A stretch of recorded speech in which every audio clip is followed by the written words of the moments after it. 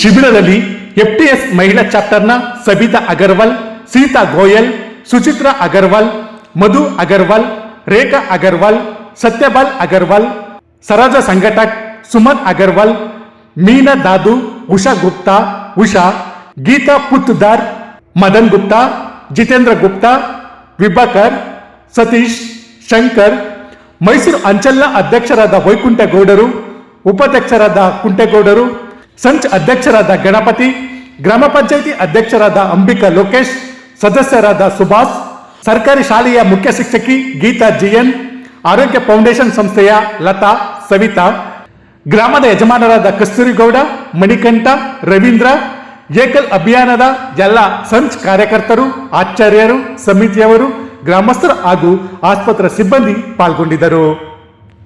ಹುಣಸೂರಿನಿಂದ ಶ್ರೀಕಂಠ Eshwar, India first, ನಿರ್ಭೀತಿಯಿಂದ ನಿಮಗಾಗಿ. ಇಂತಹ ನೈಜ, ಇಂಟ್ರೆಸ್ಟಿಂಗ್ ಹಾಗೂ ಕ್ಯೂರಿಯಾಸಿಟಿ ಸುದ್ದಿಗಳು ನಿಮಗೆ ಸಿಗಬೇಕು ಅಂದ್ರೆ ಇಂಡಿಯಾ ಫಸ್ಟ್ ಟಿವಿ ಸಬ್ಸ್ಕ್ರೈಬ್ ಮಾಡಿ. ಒಂದು ಲೈಕ್ ಕೊಟ್ಟು ವಿಡಿಯೋ ಶೇರ್ ಮಾಡುವ ಮೂಲಕ ನಮ್ಮನ್ನು ಮತ್ತಷ್ಟು ಪ್ರೋತ್ಸಾಹಿಸಿ. India first. ನಿರ್ಭೀತಿಯಿಂದ ನಿಮಗಾಗಿ.